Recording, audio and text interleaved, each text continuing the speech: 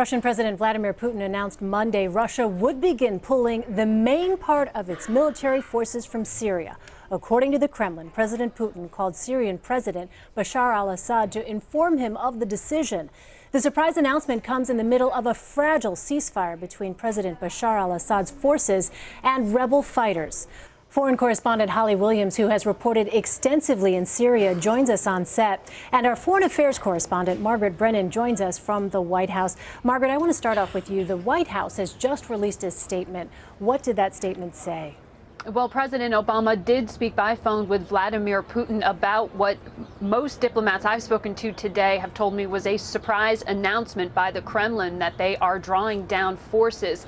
The White House, in its statement, described this as a partial withdrawal, but no one I've spoken to can actually substantiate that in terms of whether this means a total and complete halt to 5.5 months of Russian airstrikes, many of which have been taken against the U.S.-backed Syrian opposition, and we haven't seen any numbers just yet in terms of really quantifying how big of a shift this is. But the initial read is a hopeful one, that this looks like a positive development. And President Obama, when he spoke with Vladimir Putin, really tried to push the idea that this is not enough. You need to get your client, Bashar al-Assad, to also stop carrying out strikes. We saw some in the past few days on civilian areas, and also saying this needs to go a step further. The cessation of hostilities needs to turn into a real freeze in fighting and talk about a transition.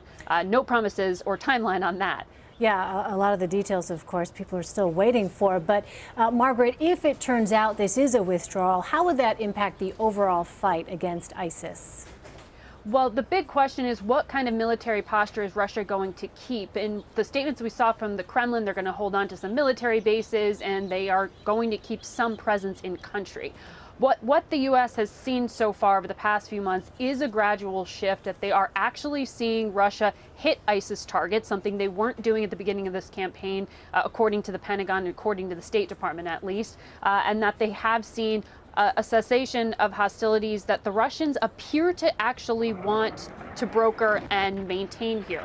What that would mean is at least pausing or slowing or freezing one front in this three-front war to possibly then refocus on ISIS, which at least the U.S. and Russia both agree on ISIS being a common threat. Whether this means that you can get any greater coordination to get Russia and the U.S. to coordinate on strikes more is unclear. Holly, let me turn to you. You spent time in Syria. If it turns out that Russia is withdrawing, how would that impact the balance of power on the ground there? Well, and that is the really big question. Russia has several thousand troops in Syria. How many of them are actually going to leave? How many of its warplanes are actually going to leave? Will we see an end to Russian airstrikes, or will we see them solely focused on ISIS? Those are all unanswered questions. But if Russia indeed does gradually leave Syria, then that removes the crutch that has propped up the Syrian regime. And remember that Russia started its airstrikes last September when it seemed as if things were tipping against the regime in Syria. So that will remove that crutch that has helped stabilize things for the Syrian regime. But remember that the regime is still supported by Iran and by Shiite militias from several surrounding countries.